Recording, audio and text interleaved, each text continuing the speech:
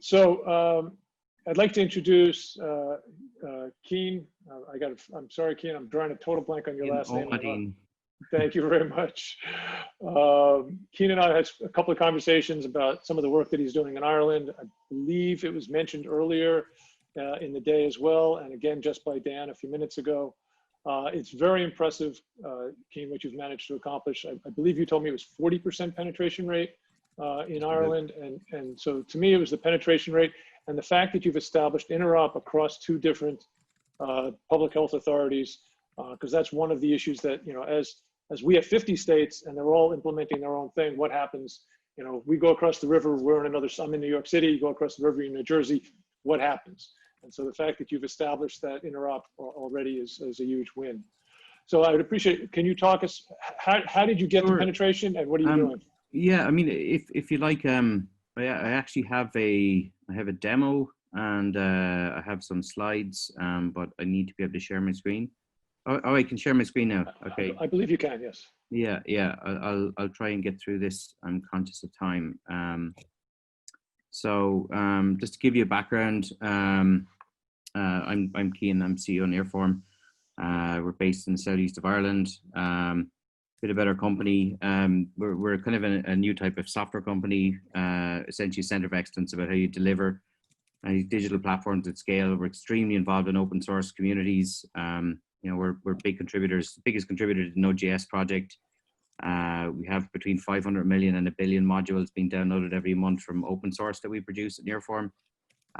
Everybody is remote in the company. We've been doing this for years, so we were kind of ready for the pandemic in some respects. And most recently, we became involved with a COVID response in Ireland and some other places. So we've created this open source project called COVID Green. Just to give you an idea of our journey so far. So at this point in time, we've worked with Ireland, North of Ireland, Gibraltar, multiple other parts of the UK.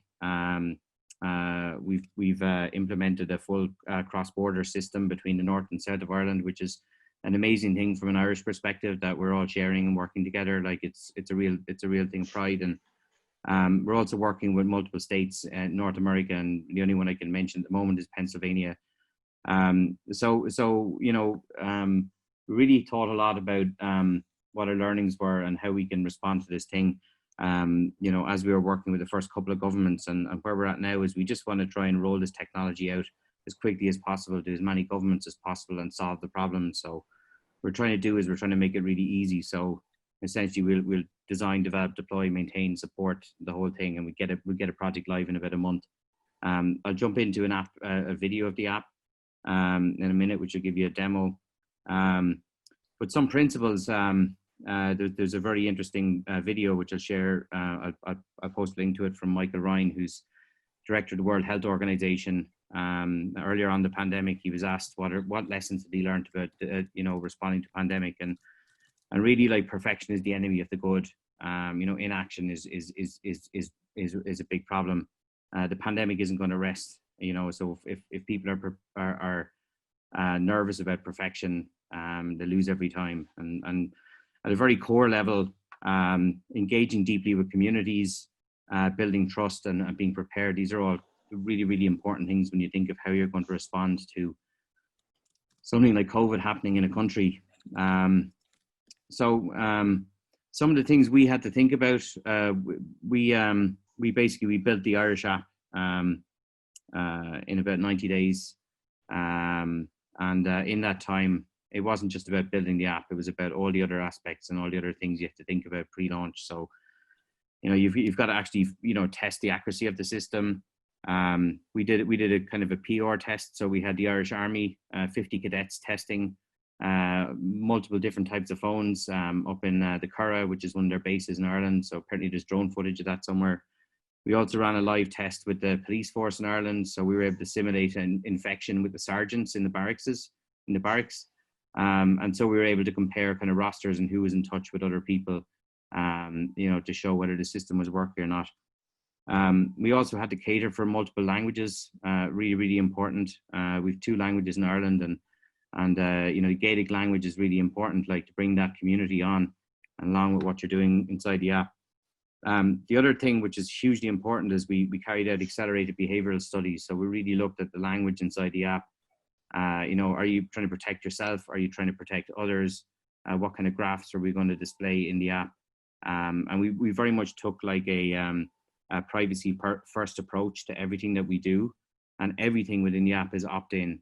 That's really, really important. We did a lot of work with the accessibility groups, various accessibility groups in Ireland, and they came back with a load of, they were able to see the app pre-launch, and they came back with a lot of improvements, things they wanted to have added into it. And then really importantly, like, at least minimum 2 weeks before launch, we created a big data privacy disclosure report on the app and the technology, and we enabled the data privacy groups to respond to what they saw in there. And similarly, we published the source code in advance, so people were able to see there's nothing strange going on. So one core thing is engage with people, engage with critics, engage with people who really are against this. And actually, we created this big data privacy disclosure report. We asked them to respond, to give their feedback on it and stuff like that. And that's really, really important. Work with the data protection groups, publish the source code. And some other things that are really important is, like, management of the media.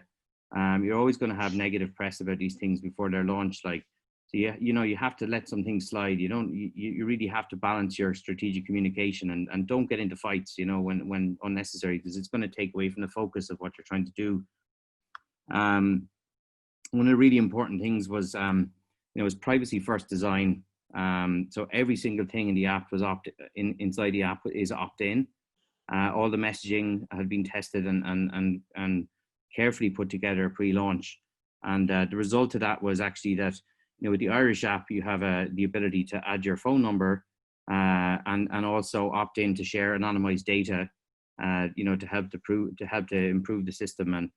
And so what we got was, 80% of all the people who've installed the app actually opted in to add their phone number and enable some level of anonymized data collection, which means we actually have working data on how the app is performing now, which is hugely important. And a lot of that came, we believe, from the behavioral studies and getting the language right and really thinking about that stuff. Engage with communities, pre-launch, find people in communities who can become advocates of what you're doing. Radio hosts, celebrities, sports groups. A big one in Ireland was we have the GAA, which is the biggest community sports group in the country. It's been around over 100 years. All the clubs, players, trainers, they all want to get back to playing matches. And, we got them to try and push this thing pre-launch, because ultimately, like, all these different groups, like getting COVID under control means that they can get back to normal and stuff. And one of the big things in Ireland as well was the tech community is quite big as a proportion of population. So, publishing the source code in advance meant that, like, some really, really respected people in the tech community took a look at it, and it kind of went from, here we go again, this is another government project, it's going to go over budget, everything is not going to work with it, to holy moly, like, we see the source code here, this is bona fide, like, wow, this stuff is top notch. And that really helped to kind of build that trust out there pre-launch. And I think, the most interesting thing, it was actually my, it was my birthday, the day that the app was launched, and it was quite a surprise. So the Irish government expected about 100,000 people to install the app in the first week. They want to do a very soft launch, no media push or any of that kind of stuff. And people just got a hold of it. Because we had kind of built that trust all the way along. People got behind it, and we got this huge uptake in adoption. And what we found actually on the day of launch was that the actual communities online that had been engaged with, pre-launch, when negative sentiments started to appear and all that stuff, that they actually started to respond and to argue back the case on behalf of this thing and why it was the right thing to do, And I think, that's something that I believe that's really important is, we've all felt extremely powerless, during the pandemic. Like, people have, limited control about what's going on and what they can do to help things. But, we kind of grabbed onto that whole area of empowerment. So people in Ireland started to encourage their friends, relatives, parents to install the app and try and drive the numbers up. And I think that's really been a win in our sales. There's a link there for anybody that wants to delve into all the work that went on behind the Irish government COVID project, covidtracker.gov.ie. You can dig in there and you can find all the reports, data protection, privacy disclosures, everything. Like it's all, you know, it's all there. And it was all there at launch, which is really important. So I'm just going to do like a quick demo of the app. It's pre-canned, so I don't have to talk. Someone much more polished than me will now speak for a minute, but I hope this is useful. Helping you to stay safe and protect each other. How to install the app. Go to the App Store or Play Store and search for COVID Tracker Ireland. You will see the icon from the official HSE COVID Tracker app. Click Get or Install to download the app. How to set up the app on your phone. In order to use the app, you must be 16 or over and accept the terms and conditions. Follow the on-screen instructions to get set up. The app needs certain permissions in order to work. You will be asked to accept these. You can change the permissions and privacy settings through your settings at any time. Contact tracing active. In the contact tracing tab, you will see a tick mark to show the contact tracing is active. If contact tracing is not active, you can access your device settings to fix any issues. How the app works. The app uses Bluetooth to make a secure, anonymous record when people using the app are in close contact with each other. The app does not collect your name, location, or movements. Your data is collected anonymously and stored only on your mobile phone. COVID check-in. You can help us understand more about COVID-19 by recording any symptoms you have. This will help the HSE see how coronavirus is affecting people across Ireland. If you have symptoms, the app gives you advice on what to do. It also gives you a record of when you started to feel unwell, if you are talking to a doctor or the contact tracing team. Close contact alert. If you've been in close contact with someone who tests positive for COVID-19, you will receive a close contact alert. Follow the advice on the app to protect yourself and others. Contact tracing call. If you provide your phone number, the HSE's contact tracing team can phone you if you are a close contact of someone who tests positive. Uploading your close contact records. If you test positive for COVID-19, you can choose to upload your records to anonymously alert your close contacts. The app does this while protecting your privacy. You will receive a secure code by text message from the HSE so that you can do this. Updates on COVID-19. The app also gives users easy access to the latest facts and figures about COVID-19 in Ireland. Every additional contact that the app can trace will improve the HSE's existing contact tracing operations and help to stop the spread of the virus. The more people that use the app, the more effective it will be. Stay safe. Protect each other. Download the COVID Tracker app from covidtracker.ie. Terrific. Thanks, Keen. I appreciate it. When will you start showing up here in the States? I know you mentioned Pennsylvania. Is that live, or when can people start thinking about it? It should be. I think it's planned to be live. Don't hold me to this. In about 4 weeks. Okay, terrific. And we're working with a bunch of other states, but I can't talk about them publicly yet. Not a problem. I appreciate you taking the time to brief everybody on what you're doing. I think it's been great work, and you've established penetration and interop and things that people here are still trying to figure out. So once again, terrific. And now I'd like to segue again. Thank you. We're going to segue now to the next session of this event. I'd like to hand off to my colleague, Becca Harris, who is a product manager at a hot new tech startup. There she is. So it's, where is she now? She's at Pumpkin Pie. Sorry about that. Forgot for a second. She was former co-founder, CEO, co-founder of Purple, been listed on Forbes 30 under 30, and is a Techstars alum. And so I will turn it over to Becca right now. Awesome. Thanks, Andy. So we're going to move into the demo portion of the event. We're going to be showing you guys 6 demo videos. Each is around 5 minutes. Each is of really interesting technology products who are doing important work in the space to help to help schools and educational institutions reopen safely. So we're going to run through them, and I'll give a quick introduction to each one. And then if anyone has any questions about the products themselves or the companies, feel free to ask questions in the chat portion of Zoom, and we will have representatives from each company available to answer your questions. So without further ado, I think we can kick it off with our first video, which is going to be from CVKey project.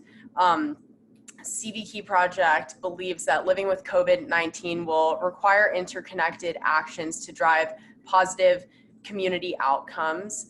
They're building a suite of privacy-first, open source applications that can help us safely reopen. So we can go ahead and kick off that video. My name is Cynthia, and I'm excited to introduce you to CVKey, which connects you to your local community to get the latest health and access guidance for responsible reopening. As we strive to safely reopen our schools, we recognize that COVID-19 policies can be dense, confusing, and ever-changing. CVKey is building a suite of apps including features to help faculty, staff, and students understand which buildings are open near them, their COVID-19 policies, and how to responsibly gain access. University administrators who want to make sure that people entering their buildings are at low risk of transmitting COVID-19 can use CVKey to communicate and manage COVID-19 policies. The full suite of apps we're building will include an app for exposure notification, but today we're sharing the product we're actively piloting with the University of Kansas to bring students back to campus. The data for today's demo is from a fictional Bloom County. CVKey has 3 main components we'll walk through today: an anonymous symptom checker for generating your health status, clear policy communication from university health officials specific to your health status and the status of your university, and tools for access management for places within your university. Let's start with Symptom Checker, which is taken each day. It is regularly updated with the latest guidelines from the CDC, Johns Hopkins, Mayo Clinic, and our Council of Public Health experts from across the country. Once I've attested to my health, I'll see a summary and can confirm my results. The generated health status is local to my device. It is not uploaded to the cloud or shared without my consent. My blue health status here indicates I have no known risk factors for catching or spreading COVID-19. The health guidelines in CVKey are provided by university health officials and can be customized to the admin console. Now that we have a health status, we can begin to explore places around us. In the CV Pass section of the app, we can easily learn access guidelines for places that are accessible and not accessible to me based on my individual health status and university policies. If I tap a place, I can see a list of the mandatory and recommended guidelines for my behavior when I visit any given building. Now that we understand how to behave, you can see my colleague, Mark, generate a CV Pass. This is a dynamic QR code used for entering spaces with access restrictions. The University of Kansas chose to deploy CVKey to manage access restrictions with both human scanners and an unmanned kiosk mode. In either case, no personal information is visible to the scanner or on the kiosk, only a yes/no for entrance. This is a CV Pass. It displays Mark's picture and the type of place he's entering, as well as a rotating QR code. Here is an example of a human scanner at the University of Kansas. Because the QR code is so big, it can be safely scanned at a distance, and you can see the whole process takes less than a second. Again, no information is exchanged between my device and the scanner. They only see a yes/no for entry. Given that universities don't often have personnel at all building entrances, we also built an unmanned kiosk mode for the University of Kansas. The university has subsequently purchased 266 iPads to set up kiosks at various building entrances. The response from the university community has been very positive, and they expect to receive 30,000 students in the fall. You can find us at cvkeyproject.org. We are a multidisciplinary team who have come together to build the system that we believe can enable responsible reopening of communities led by science. We're building a privacy-first, open-source suite of applications to help communities responsibly reopen during the COVID-19 pandemic. If you are a university interested in using our tools, please visit cvkeyproject.org/university and contact us to get started. Thank you.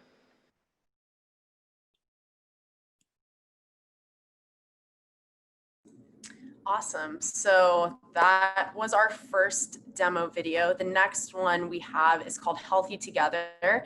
It's from the social media company 20, and it's an app that allows users to self-report symptoms, helps direct them to testing when appropriate, and uses cell phone location data to assist with contact tracing. So hello, I'm Ashley DiMartino, Director of Marketing at 20 Labs, and I will be giving you a demonstration of Healthy Together, our COVID-19 response system. I'll be reviewing how we're working with universities and higher education to respond to the pandemic by shortening the time between contagion, testing, and self-isolation. We achieve this through leveraging technology to assess, test, trace, and communicate. Healthy Together's approach to privacy is built on the principle that users own their data and can delete it at any time. You can read about how we use data for good on our website, healthytogether.io. By performing daily assessments through Healthy Together's checkup feature, a user can shorten the time from their first symptom to a lab diagnosis. We partner with health professionals from each university to customize an assessment that fits their needs. In this example, the next steps for the user is a recommendation to get tested. Each recommendation can be tailored to individual customer needs, and a history of the assessments is saved for the user. Our passport feature allows students and faculty to easily share their status, whether it be green, yellow, or red, with the university so they can be cleared for school. Health passport information is shared on the back end with the university to easily manage the status of their students and faculty. Once a user receives a recommendation to be tested, Healthy Together helps them find and schedule testing resources. Testing center locations and details are dynamically updated on a map, so they are always accurate. Beyond showing users where to get tested, Healthy Together also gives the user their validated lab test results directly in-app. One of our premium features is to collect GPS and Bluetooth data for digital contact tracing. The user is always in control and can opt in to start saving their digital tracing information, and the data collected is deleted on a rolling 30-day basis. Through our guided contact tracing tool, users that have tested positive or been exposed can provide extensive information regarding where they have been, who they've been in contact with, and any additional context that may be needed. Information gathered by the user is automatically sent to contact tracers through our online portal. In this rapidly changing environment, we know that timely and accurate communication is key. In Healthy Together, we built a notification system where automated and custom notifications can be sent in order to communicate plans and guidelines. Healthy Together is a complete system including a securely hosted portal for contact tracing investigators. This portal allows investigators to view contact tracing information after an individual has given consent. It provides enhanced workflow tools with integration into existing systems. This system integrates with our mobile app or can function independently. Thank you for your time, and we're looking forward to answering your questions. Awesome. And then next up, we have a video from Nodle, which helps campuses get back to school by assisting with social distancing and privacy-first contact tracing. Their solution is centered around a wearable, which does not require students to install an app on their phone. So we can go ahead and roll that video as well. So today we're going to be working on analogies, and we're going to start off with creating a bridge sentence. Newspaper is to inform. Yes, very good. And a game is to entertain. Yes, a game is to entertain. You're doing awesome so far. Keep up the good work. Kershaw County is a really dynamic school district. We have 3 high schools, 4 middle schools, and 12 elementary schools. We're working with students with significant cognitive disabilities and students with mild disabilities in various settings within the school. We definitely have a shortage of speech pathologists in our area. We have a struggle getting anyone out here. That's why Presence Learning is so great for us, because we don't have to have someone here in person. They can actually work with our students online. I say, what is happening online? They told me like the speech therapy. I said, no, it's not. And I was like this. All right, hey everyone, sorry about that. We're gonna. I was like, there's no way this is gonna work. I felt like they needed that one-on-one in-person therapy. Like they weren't gonna be able to.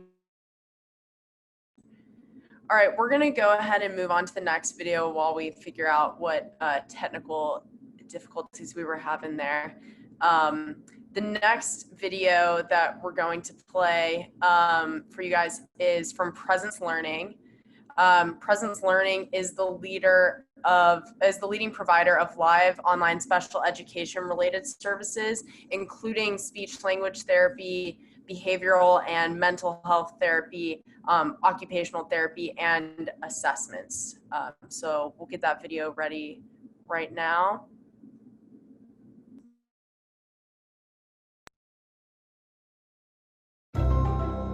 So today we're going to be working on analogies, and we're going to start off with creating a bridge sentence. Newspaper is to inform. Yes, very good.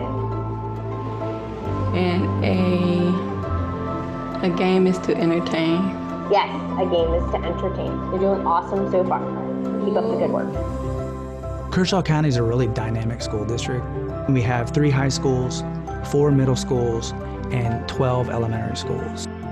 We're working with students with significant cognitive disabilities and students with mild disabilities in various settings within the school. We definitely have a shortage of speech pathologists in our area. We have a struggle getting anyone out here. That's why Presence Learning is so great for us, because we don't have to have someone here in person. They can actually work with our students online. I said, what is happening online? They told me like the speech therapy. I said, no, it's not. And I was like, these people are crazy. They're doing this online with this population. Skeptical would probably be an understatement. I was like, there's no way this is gonna work. I felt like they needed that one-on-one in-person therapy. Like they weren't gonna be able to relate to someone over the computer. But I was very wrong about that. Are you ready? Yes, ma'am. Ah, you're awesome. All right, here we go. Where do we put these? Shoes. Go. On the feet. All right, good work. Presence Learning doesn't try to displace a speech language pathologist existing in your district. What they try to do is come in and enhance what you're doing and help you to identify your needs and your shortages. So for them to come in and do that is extremely non-threatening and very helpful to our speech pathologists. Presence Learning does all the work for us. They recruit the best of the best therapists. We're getting the best quality therapists for our students. It's been amazing to watch them build relationships over the computer as opposed to in person. I think one of the advantages of teletherapy is actually that when a parent calls in or we have an IEP meeting and we're going over the progress of what the student is doing in the special education classroom and in their speech language services, we have more access to the reports than we did when we actually had in-person therapists in the building. One of the great things that's happened using teletherapy is that because of the continuity of the services, we've made a lot of progress with students. One of the powerful things is that parents can actually log in and see their child receiving speech therapy. They're able to actually go in and take a look and see the therapist working with their child. One of my teachers shared that one student, in fact, spoke for the first time. It's like, just for you to see a student just this, as simple as hi, that changed your day. Like, because before it was nothing, like just a smile. And then now it's a hi. Parents really have become believers of teletherapy because they've really seen that not only are their students making progress in the classroom, but also they're taking these skills that they're learning out into the real world and becoming productive citizens.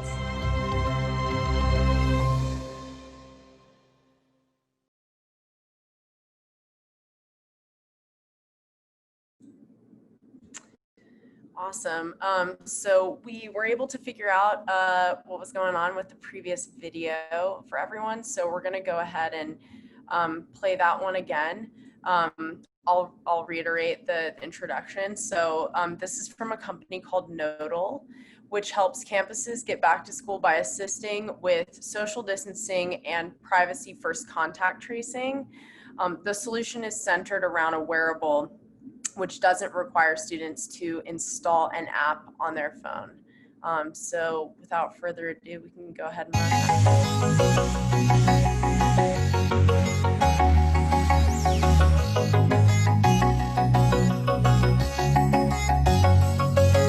Hi, I'm Garrett Kinsman, the co-founder of Nodle. We're an IoT company based out of San Francisco with people working all over the world with us. And when the pandemic happened, we realized that our same IoT and security technology could be applied to protecting privacy and getting people back to work.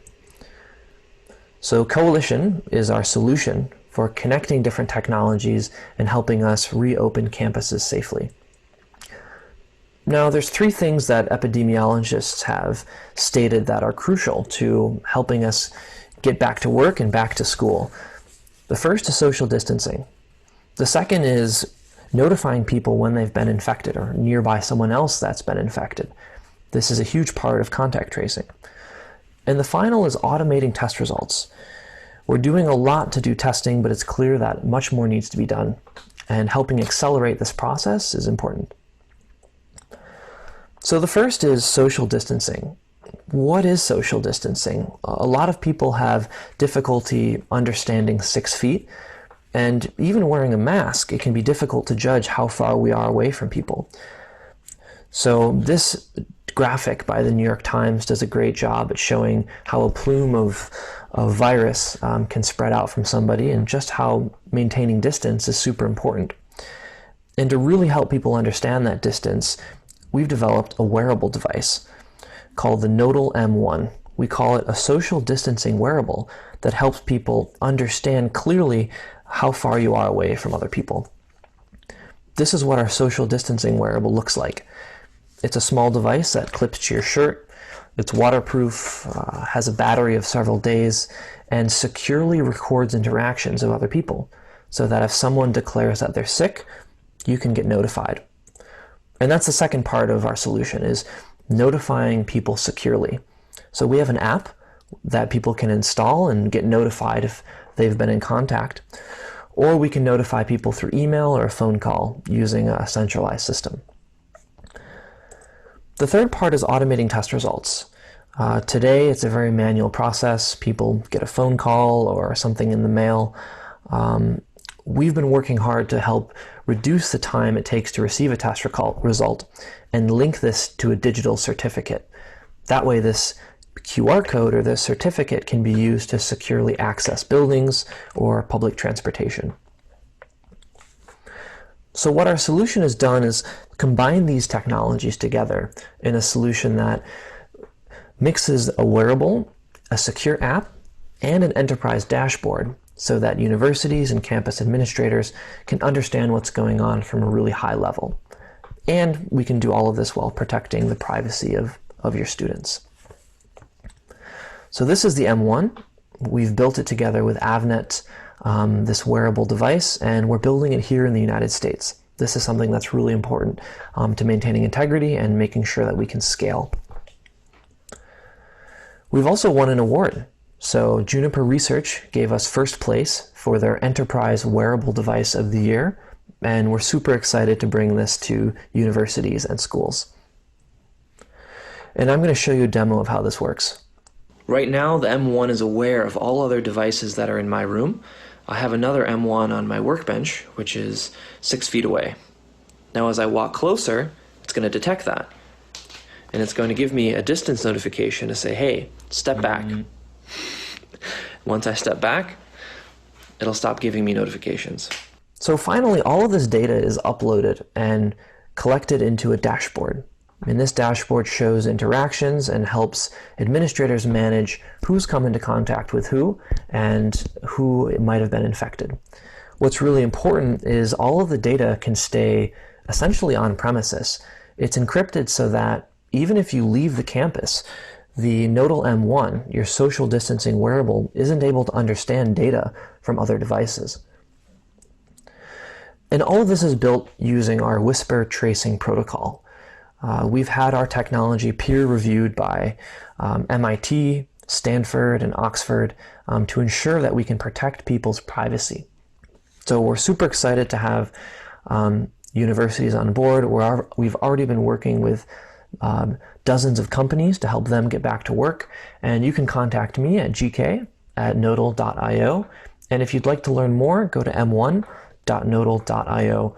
We're taking orders now, and we're super excited to help the world get back to work and get our students back to school. Thank you.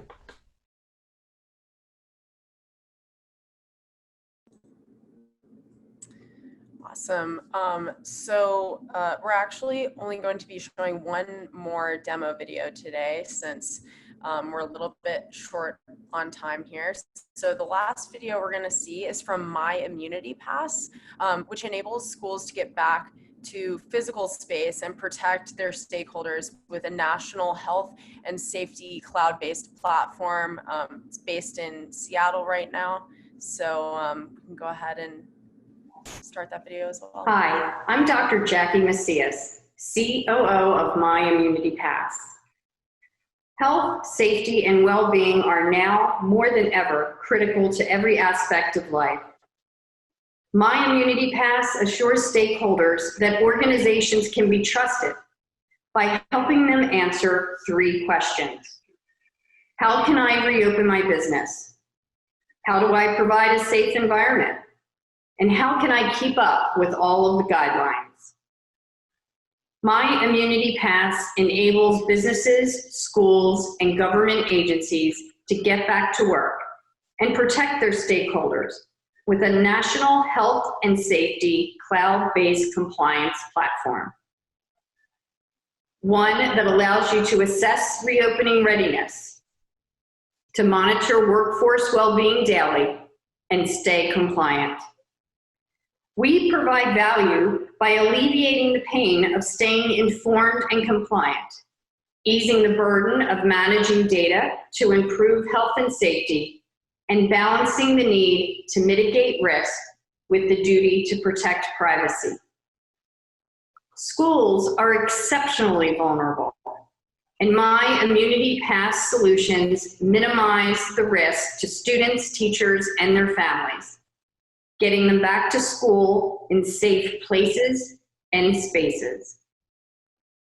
My Immunity Pass is simple to implement and easy to use. All you do is register, measure, and stay compliant. Just contact us for more information. And now we'd like for you to enjoy a demonstration.